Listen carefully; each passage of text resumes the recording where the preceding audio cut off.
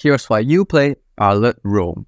First off, because he's a fighter and a tank, he has both good damage and good sustain. He also has decent mobility, with his second skill being extremely spammable, and his skill 1 and ultimate has high CC potential. However, Arlott Roam is quite a difficult hero to master, especially if you are new to the game.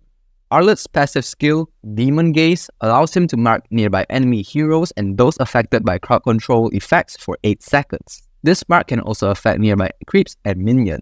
The Demonic Eye automatically marks nearby enemy heroes every 8 seconds regardless of whether they are hiding in a bush, making it challenging for Arlott to pull off ganks without being detected.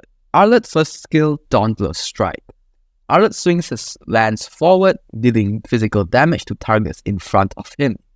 The further the target is, the longer the stun duration. The skill can stun multiple targets in a straight line. This is a great farming tool in the laning phase as it can mark an entire minion wave. Arlott's second skill, Vengeance, not to be mistaken with the battle spell, charges at the target with his spear, dealing physical damage. If the target is marked by his passive Demon Gaze, the skill will deal critical damage, refreshing its cooldown and healing a minimal amount of HP. Since this is a targeted dash skill, it requires a specific target to activate, which means that it cannot be used to jump over walls if there is no target. This skill also works on minions, but the healing effect is reduced to 50%.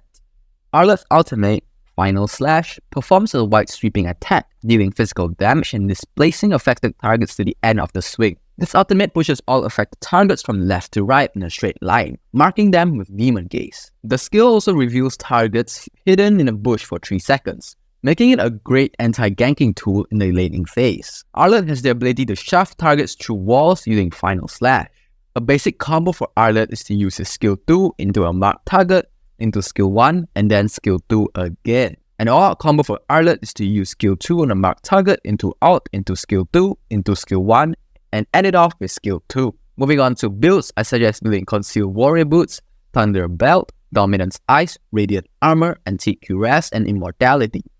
These are the emblems that go along with this build. As per usual, I suggest more experienced players to build items depending on the enemy team's composition, instead of using a pre-built setup to maximize your win rate.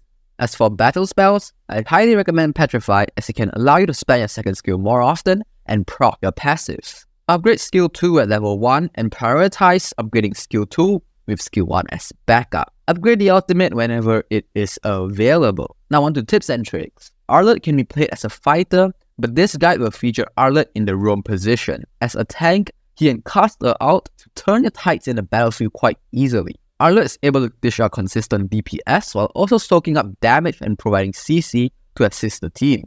He encounters heroes that do not have a lot of HP, as Arlott does not have high burst damage. Instead, he is more of a DPS hero in the Land of Dawn.